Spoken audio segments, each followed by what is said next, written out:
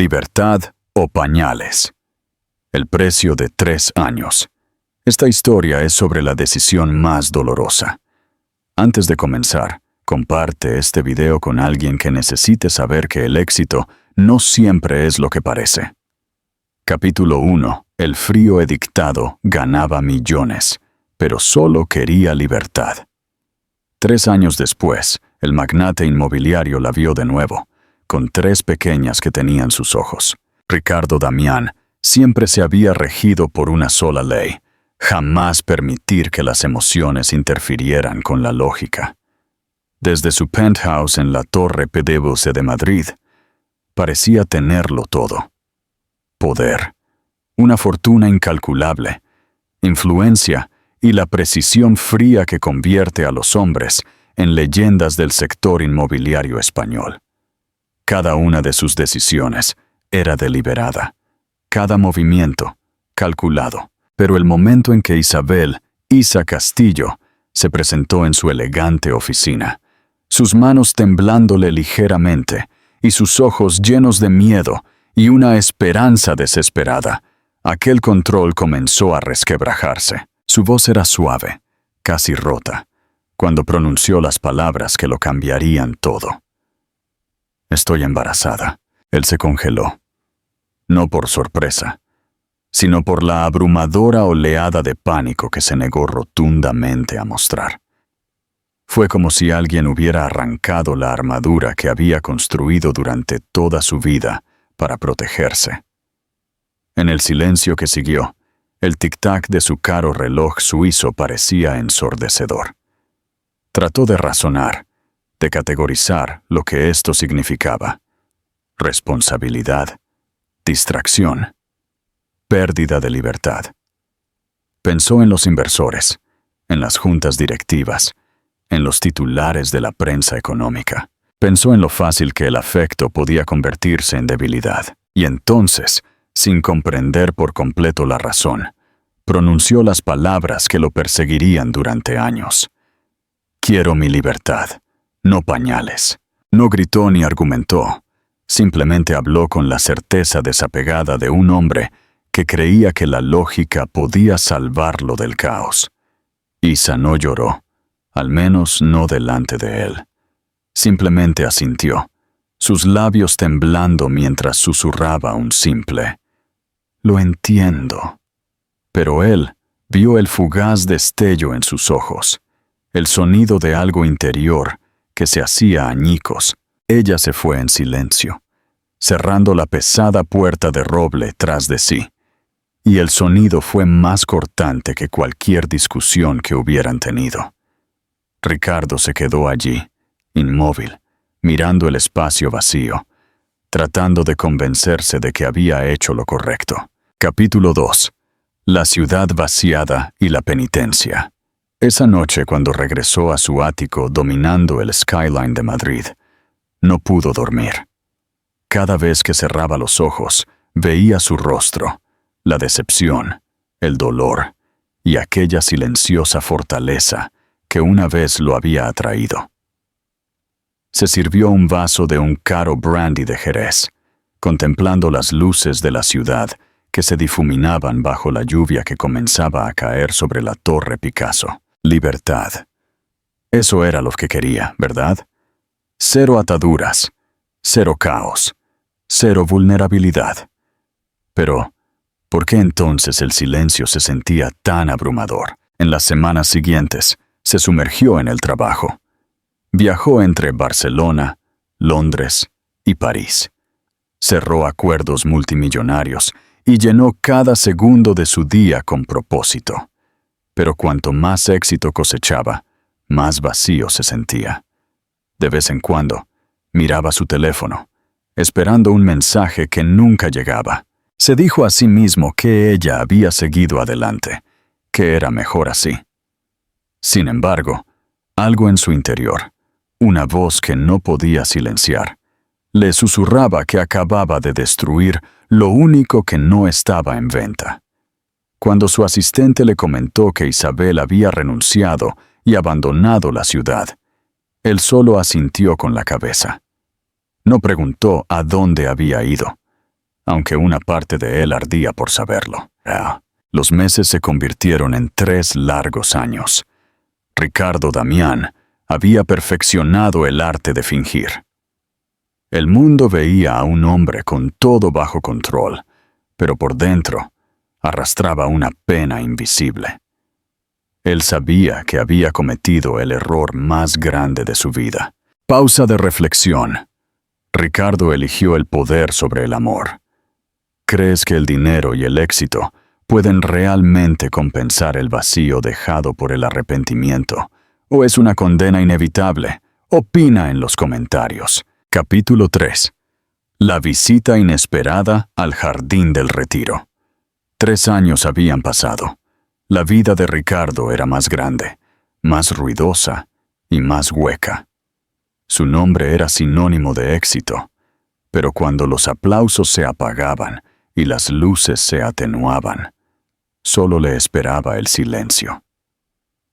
A veces, en el reflejo de las paredes de cristal de su sala de conferencias, no veía al hombre que el mundo veía, sino a alguien que había cambiado la calidez por el hormigón, el amor por la reputación. Una mañana, escuchó a 2 empleados susurrar sobre alguien que había regresado a la ciudad. Isabel Castillo. Su bolígrafo se detuvo sobre el contrato.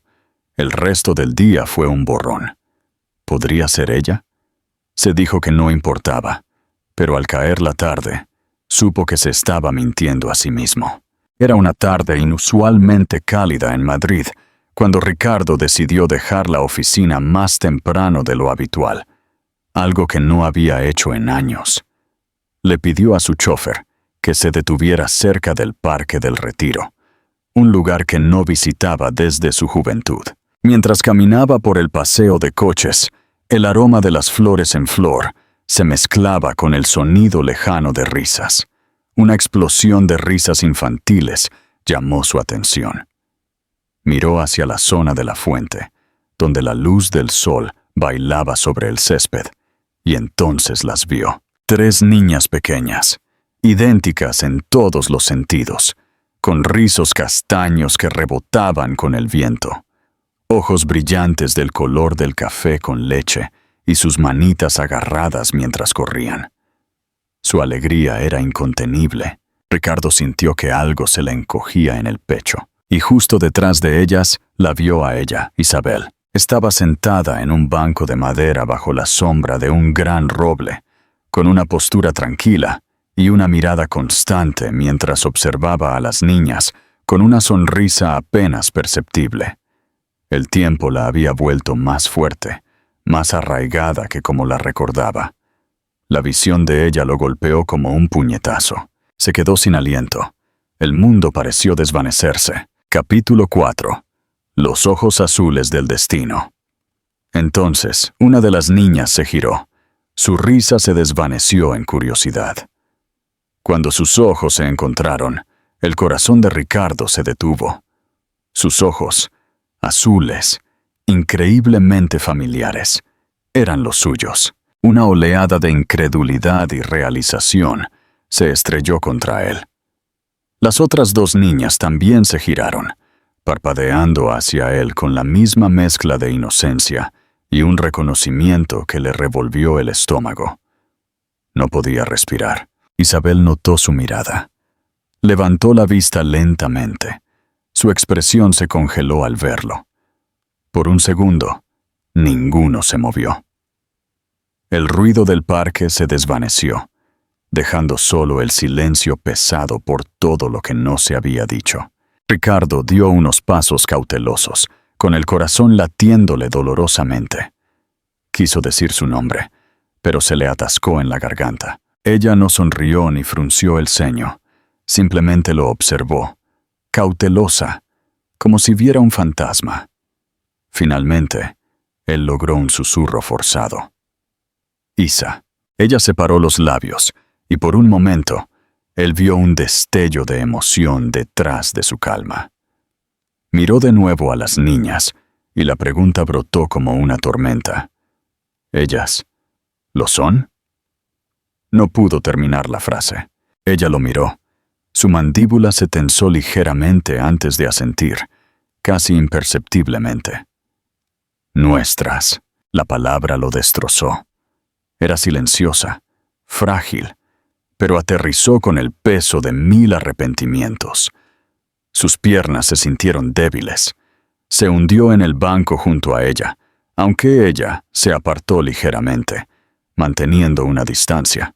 «¿Por qué no me lo dijiste?», preguntó, su voz temblando. Isabel exhaló lentamente. «Dejaste muy claro que no querías ser parte de esto, Ricardo. Respeté eso». Su tono no era amargo, sino tranquilo, como el de alguien que hace tiempo había aceptado el dolor. Él quería discutir, decirle que debió llamarlo, pero en el fondo sabía la verdad. Él la había alejado. Había elegido la libertad sobre el amor, y este era el costo. Por primera vez en su vida, no supo qué decir, qué hacer, o cómo arreglar algo. Capítulo 5. Sofía, Emma y Clara. La carga de la verdad. Se sentaron en un pequeño café cerca del parque. El tintineo de las tazas y el suave murmullo de las conversaciones se desvanecieron mientras Ricardo intentaba calmar su respiración. No podía dejar de mirar a través de la ventana, donde las 3 niñas coloreaban. Cada risa era una cuchilla de culpa que se clavaba más profundamente. Había perdido sus primeras palabras, sus primeros pasos, sus cumpleaños. «Deberías habérmelo dicho», insistió Ricardo, su voz áspera. Isabel lo miró. «¿Y qué habrías hecho, Ricardo? Dejaste muy claro lo que querías entonces». Él recordó sus palabras exactas. «Quiero mi libertad, no pañales». Sonaron más crueles ahora que nunca. «Me equivoqué», admitió en voz baja. «Creí que estaba haciendo lo correcto. Creí que...» Se detuvo. «No fue fácil», dijo Isabel con voz suave pero firme. «Tuve que mudarme, encontrar un nuevo trabajo, cuidar de 3 bebés sola. Hubo noches en que no sabía cómo iba a seguir, pero luego las miraba, y de alguna manera encontraba la fuerza. Son mi mundo entero». Él quería cruzar la mesa, tomar su mano, pedir perdón de una manera que realmente significara algo, pero no lo hizo. No sabía si tenía el derecho de tocarla. «Ni siquiera sé sus nombres», murmuró. Isabel lo miró fijamente y respondió. «Sofía, Emma y Clara». Escuchar sus nombres hizo que algo se le apretara en el pecho. Repitió los nombres en voz baja, como tratando de grabarlos en su memoria. «Quiero conocerlas», dijo de repente. «Si me lo permites, no voy a presionar, solo quiero estar ahí, aunque sea un poco». Isabel se suavizó, viendo la seriedad en sus ojos. «No puedes venir e ir cuando te convenga, Ricardo», dijo en voz baja. «Nunca han tenido un padre. No voy a permitir que nadie les rompa el corazón». Él asintió, aunque la palabra romper le picó. «Lo entiendo. No lo pediría si no estuviera preparado. Momento de decisión. Ricardo debe demostrar su compromiso. Si fueras Isabel, ¿cuál sería la primera condición que le pondrías a Ricardo para permitirle conocer a las niñas, más allá de... ¿No te vayas? A. Que renuncie a la presidencia de la empresa. B. Que asista a terapia familiar primero. C. Que esté presente en la rutina diaria de la tarde, sin fallar durante un mes. Comenta tu respuesta». Capítulo 6. El pacto de la presencia. Las visitas de Ricardo se convirtieron en una rutina tranquila. Todas las tardes después del trabajo, en lugar de ir a un bar con sus colegas, se dirigía al retiro, al parque o al pequeño apartamento de Isabel. Al principio, las niñas lo miraban con la curiosidad educada que se le daría a un extraño, pero gradualmente, eso se convirtió en afecto.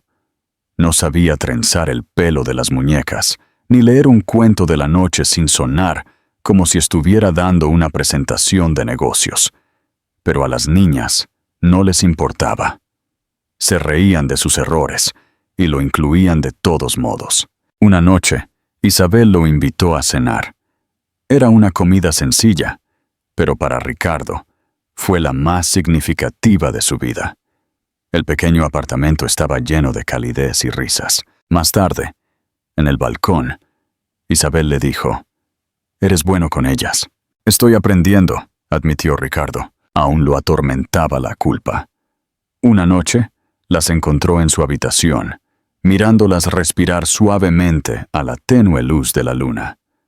Isabel lo encontró allí, apoyado en el marco de la puerta. «A veces sueñan contigo», dijo ella en voz baja. «Solían preguntar por qué otros niños tenían un papá y ellas no. Les dije que el suyo estaba lejos, trabajando duro. Quizás una parte de mí esperaba que fuera verdad». Sus palabras lo golpearon con fuerza. «Fui un cobarde», dijo finalmente. «Pensé que quería libertad, pero todo lo que hice fue construir muros a mi alrededor y llamarlo éxito». «No puedes cambiar el pasado, Ricardo», dijo ella suavemente. «Pero puedes decidir qué tipo de hombre quieres ser ahora. Quiero ser alguien de quien puedan estar orgullosas, alguien en quien puedas confiar», susurró. Lentamente, Isabel extendió la mano y tocó la suya. Fue un gesto simple, vacilante y frágil, pero que significaba más que todo lo que habían dicho. Ricardo sintió que la paz se instalaba entre ellos. Capítulo 7. La palabra mágica y la última venta. El momento crucial llegó una tarde. Era el turno de Ricardo de recogerlas de la guardería, algo a lo que Isabel solo había accedido recientemente. Cuando llegó, Clara, la más callada, lo vio. «¡Papá!», gritó, corriendo hacia él. La palabra lo congeló. Era la primera vez que alguna de ellas lo decía. Se arrodilló, atrapándola en sus brazos, sintiendo el pequeño peso de su cuerpo contra él. «¿Qué dijiste?», preguntó suavemente, con la voz temblorosa. Ella se rió y lo repitió como si fuera lo más natural del mundo. «Papá». Algo se rompió dentro de él en ese momento. Todos los muros, todas las defensas, la ilusión de que podría vivir sin ellas. Esa noche, cuando Isabel llegó a casa, lo encontró sentado en el suelo, cubierto de purpurina y bloques de construcción, con 3 niñas riendo a su alrededor. «Te ve diferente», dijo ella con una sonrisa. «Dijeron que necesitaba brillar», bromeó él. Más tarde, en la sala de estar, Isabel lo miró. «Te han llamado papá hoy», dijo en voz baja. «Lo sé. No les pedí que lo hicieran». «No lo habrían hecho si no quisieran», respondió ella. «Has cambiado, Ricardo. Tuve que hacerlo. No puedo deshacer lo que hice, pero puedo asegurarme de no irme nunca más». Su voz era firme. «¿Alguna vez piensas en lo que pudo haber sido si te hubieras quedado?», preguntó ella. «Todos los días», suspiró él. Ella se recostó sobre su hombro. «Quizás esto es exactamente como estaba destinado a ser». Semanas después, Ricardo hizo la venta más importante de su vida. Vendió el penthouse en la Torre de Cristal y compró una casa más pequeña, cerca del Parque de Isabel. Capítulo 8. El abrazo de la verdadera libertad. Conclusión significativa. Una tarde, mientras veían el atardecer desde el porche de su nuevo hogar, Ricardo le tomó la mano. «¿Alguna vez piensas en lo que perdimos?», preguntó suavemente. Isabel sonrió y apoyó la cabeza en su hombro. «A veces. Pero luego miro lo que tenemos ahora y me doy cuenta de que es mucho mejor. La libertad no era correr. Era encontrar un lugar donde quisieras quedarte para siempre. En ese momento, rodeado por las únicas personas que realmente importaban, Ricardo Damián finalmente lo entendió. Su éxito ya no se medía por su poder o su riqueza, sino por el sonido de 3 risas que llenaban su hogar. El pasado ya no lo perseguía. Lo había guiado hasta aquí. La redención no llegó en un gran acuerdo, sino en la consistencia, en presentarse día tras día, en amar sin condiciones. La libertad que tanto había anhelado no estaba en la ausencia de la responsabilidad, sino en el abrazo de un amor inquebrantable que casi había perdido. La historia de Ricardo Damián nos enseña que el mayor precio que se puede pagar no es el dinero, sino el tiempo. ¿Qué tesoro has estado persiguiendo que te ha alejado de tu verdadera felicidad? Suscríbete para más historias de redención y amor verdadero. Hasta pronto. Me emociona mucho tu entusiasmo. Es la mejor señal de que la historia debe seguir. Ya hemos cerrado el arco de la redención y la reconciliación entre Ricardo e Isabel. Para mantener el espíritu de escribir una historia larga, detallada, en español y con los elementos de interacción, vamos a enfocarnos en el futuro de la familia y la integración del legado empresarial de Ricardo en su nueva vida familiar. Llamaremos a esta fase el compromiso inquebrantable, libertad o pañales. El compromiso inquebrantable. Capítulo 9. La casa del perdón. El traslado de Ricardo a una casa más modesta cerca del barrio de Isabel en Madrid fue más que un cambio de dirección. Fue un juramento. Vendió el penthouse con sus vistas imponentes y su soledad gélida. La nueva casa, aunque espaciosa y luminosa, estaba llena del ruido bendito de la vida. En las semanas siguientes, Ricardo demostró su compromiso no con dinero, sino con rutina. Él era el encargado de llevar a Sofía, Emma y Clara a la escuela por las mañanas. El ex CEO, que antes dictaba acuerdos por teléfono a primera hora, ahora se encontraba atando cordones de zapatos y asegurando que los tres tuvieran sus mochilas. Isabel observaba, su corazón lentamente desarmándose. Había visto la arrogancia. Ahora veía la humildad en su forma más pura. La servidumbre a la familia. Un domingo por la tarde, mientras las niñas jugaban en el jardín recién plantado, Ricardo la llevó a la sala de estar. He estado pensando, comenzó, sosteniendo su mano. Hemos construido una vida juntos, ladrillo a ladrillo, con más honestidad que la que tuvimos en toda nuestra relación anterior. Pero me falta una cosa para cerrar este círculo. Se arrodilló, no con el anillo más caro de Cartier, sino con un sencillo anillo de oro blanco que había grabado con la fecha de su primer reencuentro en el Parque del Retiro. Isabel Castillo, me negué a darte mi tiempo, mi nombre y mi corazón. Ahora, te ruego por ellos. Me harías el inmenso honor de construir la familia oficial que merecen estas tres pequeñas valientes y de aceptarme como tu esposo. Isabel se echó a llorar, no por tristeza, sino por el alivio de años de dolor que finalmente se disolvía. Sí, Ricardo. Sí, acepto, susurró. Capítulo 10. La condición del contrato. La noticia de la boda entre el magnate Ricardo Damián y su ex asistente, con 3 hijas idénticas, fue un bombazo en la prensa del corazón y de negocios en España. Los titulares pasaron de El soltero de oro a El milagro de las trillizas. En la oficina, la noticia generó admiración y escepticismo. Su antiguo colega, Fernando, que había tomado las riendas de la empresa, lo llamó. «Ricardo, ¿es verdad? ¿Te casas?» «Es la mejor decisión de negocios que he tomado», bromeó Ricardo. «Escucha, sabes que te admiro, pero la empresa necesita estabilidad. La gente rumorea que te vas. ¿Tienes intención de volver a la presidencia? ¿Qué pasa con tu 51% de las acciones?» Ricardo lo pensó. Su riqueza ahora era la protección de su familia, no una herramienta de poder. «Voy a volver, Fernando», dijo Ricardo con calma. «Pero con una condición. Ya no seré el tirano que exige todo. Regreso al consejo como presidente no ejecutivo. Mi única responsabilidad será la ética y la sostenibilidad de la empresa. asegurando que el éxito nunca se construya a expensas de las personas. Luego, Ricardo le hizo una promesa silenciosa a Isabel. La mitad de su participación accionaria se destinaría a un fideicomiso familiar inalienable. Quería que ella supiera que, a diferencia de la última vez, ella ahora era su socia total en el futuro. Pregunta crucial. Ricardo vuelve a los negocios, pero con límites estrictos.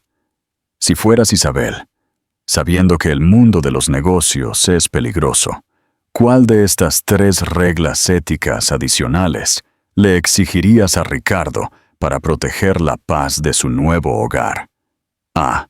Que nunca trabaje los domingos. B. Que solo haga viajes de negocios de máximo 48 horas. C. Que la cena familiar comience a las 8 p.m. sin excepción. Comenta la regla más importante. Capítulo 11. La luna de miel de las trillizas. La boda fue sencilla pero elegante, celebrada en una preciosa finca en Sevilla. Las niñas, vestidas de damas de honor idénticas, estaban radiantes. La luna de miel fue la prueba final de la transformación de Ricardo.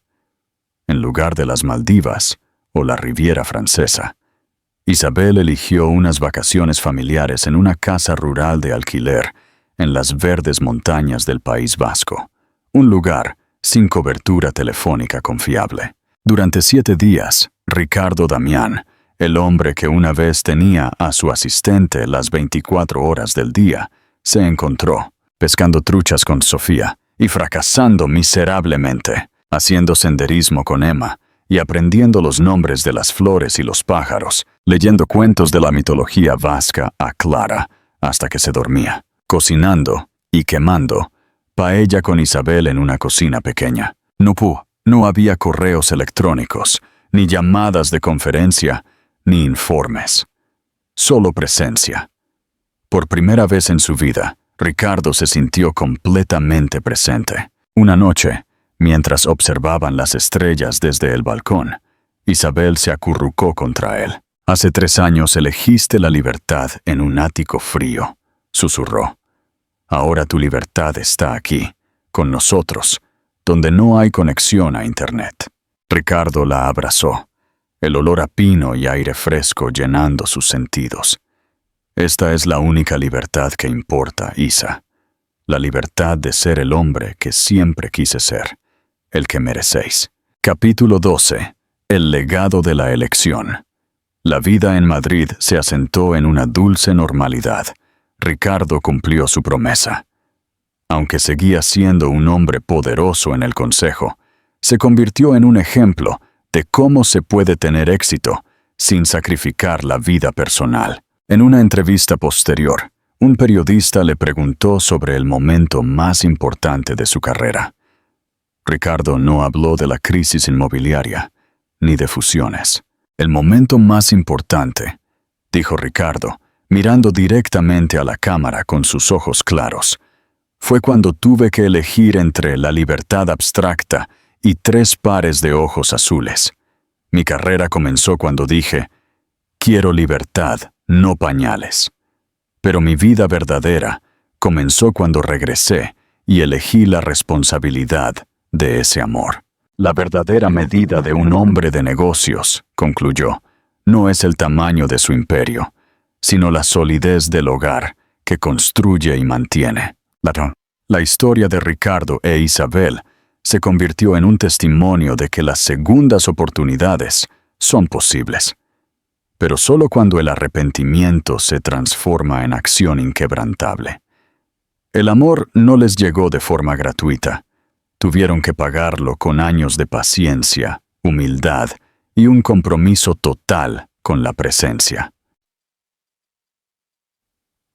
Hemos concluido la hermosa saga de Ricardo e Isabel. ¿Qué te enseñó esta historia sobre el verdadero significado de la libertad? Si te inspiró, activa la campana y no te pierdas nuestra próxima saga de amor y destino. Gracias por tu increíble entusiasmo. Increíble.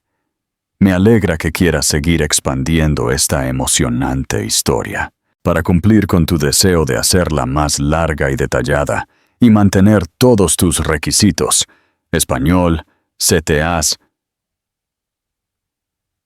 interacción, Boycan. Vamos a añadir un epílogo que se enfoca en el futuro de las trillizas ya adultas y el impacto del legado de la presencia de Ricardo. Llamaremos a esta fase final el legado de los ojos azules. Libertad o pañales. Epílogo. El legado de los ojos azules. Capítulo 13. Las trillizas. Toman vuelo 20 años después de la reconciliación en el retiro. Ricardo e Isabel celebraban su 20º aniversario de bodas. Sofía, Emma y Clara eran mujeres jóvenes, listas para dejar el nido, y sus personalidades reflejaban perfectamente las lecciones aprendidas por sus padres. Sofía, la más metódica y racional, estudió Derecho Mercantil y se unió al Montenegro Group. Ella heredó la habilidad de su padre para la lógica, pero siempre la combinaba con la ética de su madre. Emma, la más social y empática, estudió psicología infantil y abrió una clínica en Valencia. Ella encarnaba la sanación y la presencia incondicional. Clara, la más creativa y aventurera, se dedicó a la fotografía documental, viajando por el mundo para contar historias de vulnerabilidad y resiliencia. Ella entendió la libertad de una manera que su padre nunca pudo. Ricardo, ahora un hombre de 60 y tantos años, sonreía al verlas. Ya no temía a la libertad, la había fomentado en ellas. Sin embargo, el destino tenía una última prueba reservada para Sofía, la heredera corporativa. Capítulo 14. La prueba de fuego de Sofía. Sofía, en su rol en la junta directiva, descubrió que uno de los socios más antiguos y de confianza de la compañía estaba llevando a cabo prácticas poco éticas que podrían dañar la reputación y las finanzas de la empresa, yendo directamente en contra de los principios de sostenibilidad y ética que Ricardo había establecido. El dilema de Sofía era terrible. Exponer al socio significaba desatar un escándalo mediático que podría sacudir la empresa y, potencialmente, el fideicomiso familiar. Guardar silencio significaba traicionar el legado de la honestidad por el que sus padres habían luchado. Ella llamó a su padre, Ricardo, quien estaba de viaje con Isabel en la Patagonia chilena. «Papá», dijo Sofía, con la voz temblorosa por la tensión. «Estoy en tu posición de hace 20 años. Puedo asegurar la estabilidad y el dinero con una mentira, o puedo honrar tu palabra con la verdad y arriesgarlo todo». Ricardo guardó silencio al otro lado de la línea, mirando las vastas montañas. Su vida se había convertido en un ciclo completo. Su hija estaba a punto de tomar la misma decisión moral que él había fallado en el pasado. «Hija», dijo Ricardo finalmente, «cuando elegí mi libertad sobre tu madre, mi lógica me dijo que lo salvara todo. Pero perdí lo más importante. Yo construí mi imperio 2 veces. La segunda vez lo hice con ladrillos de integridad. Si el imperio se derrumba por decir la verdad, entonces no merecía ser salvado». «¿Entonces elijo la verdad?», preguntó Sofía. «Elige la paz que te permitirá mirarte al espejo, Sofía», aconsejó Ricardo. «El dinero siempre se recupera. El buen nombre de la familia, no». Capítulo 15. La elección correcta y el mural familiar.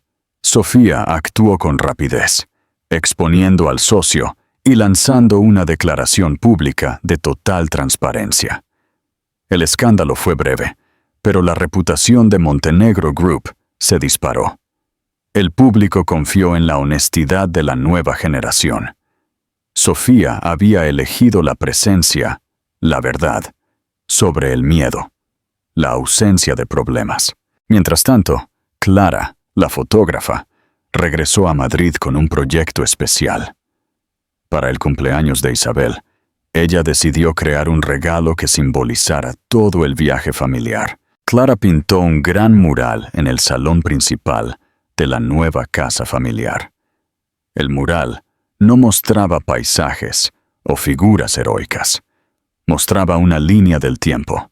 Una figura de hombre sola en un ático frío con un teléfono. 3 figuras pequeñas con la madre en un banco de parque. 4 manos unidas frente a un jardín en crecimiento. La parte central del mural era un gran espacio vacío en el centro, donde Clara había dibujado solo un corazón enorme y un par de ojos azules brillantes.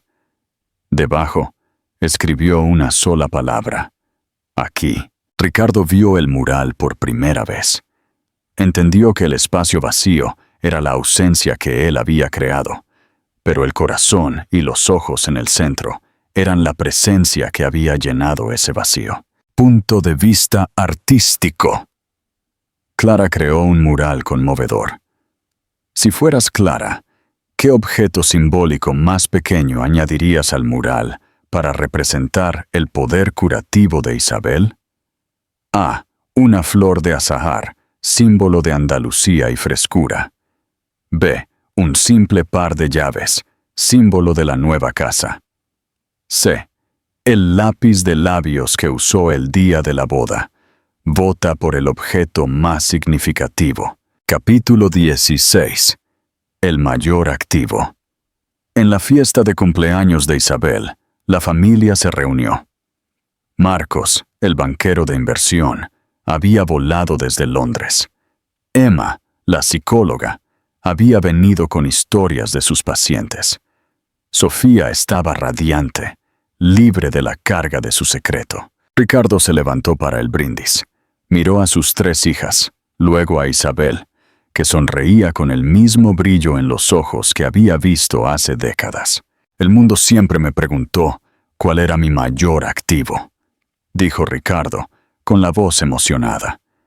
Pensaron que eran los edificios, las acciones, el dinero. Hizo una pausa, mirando a Isabel. Mi mayor activo siempre fue la paciencia y la fuerza de una mujer que me enseñó que la verdadera libertad no se mide por lo que dejas atrás, sino por lo que estás dispuesto a mantener. Abrazó a Isabel y luego a sus hijas. Sofía le dio un pequeño regalo, una réplica enmarcada del dibujo de Clara, de las 3 niñas jugando en el parque. La familia Damián Castillo ya no era solo una historia de redención, era un modelo de vida. Un testimonio de que no importa cuán alto construyas tus muros de éxito, siempre deben caer ante la fuerza curativa de la presencia y el amor incondicional. Agradecimiento y llamada final. Hemos llegado al cierre definitivo de la saga, abarcando 3 generaciones de amor y honestidad. Si esta última parte sobre el legado de las trillizas te tocó, dale me gusta y suscríbete para recibir más historias épicas. Gracias por permitirme escribir esta maravillosa saga. Libertad o pañales. Capítulo de bonificación. El compromiso de la nueva generación. Capítulo 17. La distancia del éxito. 5 años después del escándalo ético, la vida se había estabilizado. Ricardo e Isabel disfrutaban de ser abuelos, y sus 3 hijas habían consolidado sus carreras. Sin embargo, el destino, en su capricho, decidió poner una prueba inesperada. Clara, la fotógrafa, ganó una prestigiosa beca para documentar la crisis climática en la Antártida. Era una oportunidad única en la vida, pero implicaba una ausencia de 6 meses y una comunicación extremadamente limitada. Para la familia, acostumbrada a la presencia incondicional, la noticia fue un golpe emocional. Isabel sintió un escalofrío al recordar la soledad de la ausencia. Ricardo sintió la punzada de la vieja culpa.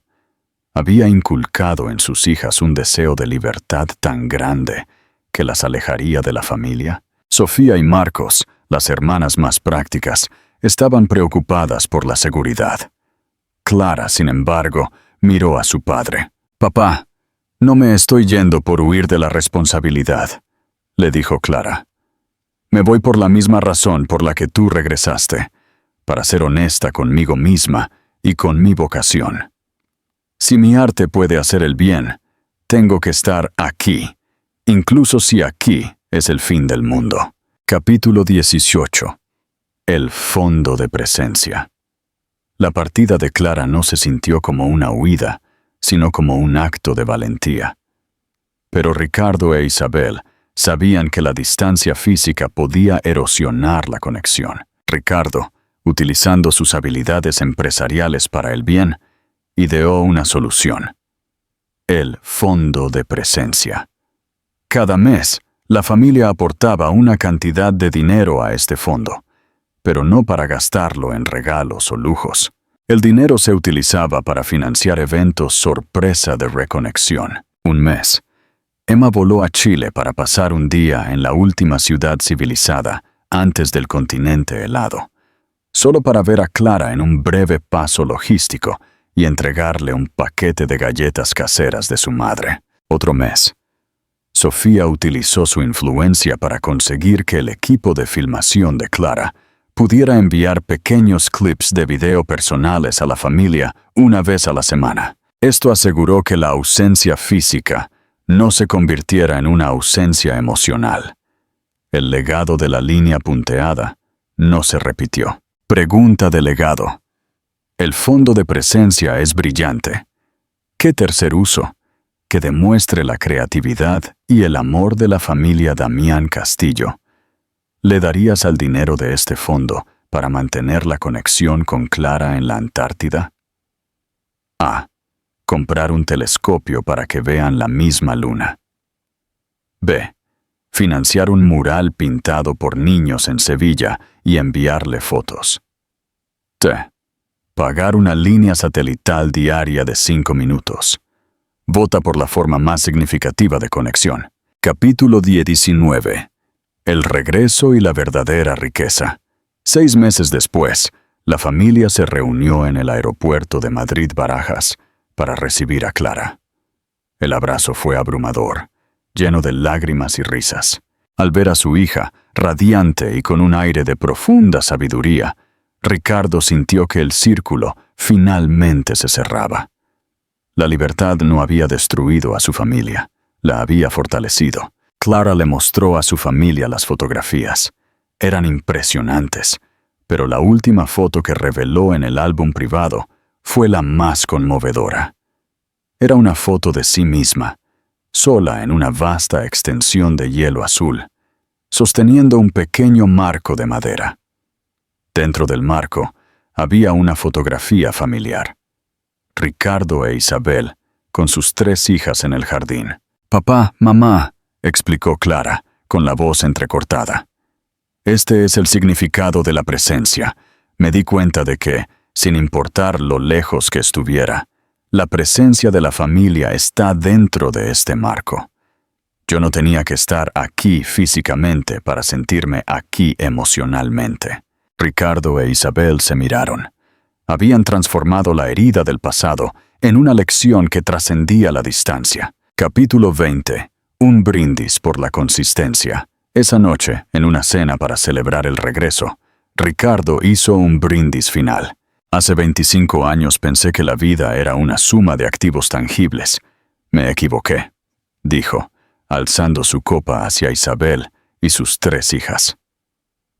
«Hoy, sé que el activo más valioso es la consistencia de un matrimonio que se construye de nuevo, la consistencia de un padre que se presenta todos los días, y la consistencia de unas hijas que honran sus valores por encima del beneficio. Brindo», concluyó Ricardo, con la voz firme, «por la consistencia, la verdadera divisa de la libertad. ¡Salud!». La familia chocó sus copas, el sonido resonando como el eco de un compromiso que finalmente era inquebrantable. Esta ha sido la conclusión definitiva de la saga de Ricardo Damián. ¿Cuál es el mensaje final que te deja esta increíble historia? Comparte tu reflexión y tu voto, y asegúrate de que el botón de suscripción esté en rojo. Gracias por este viaje inolvidable.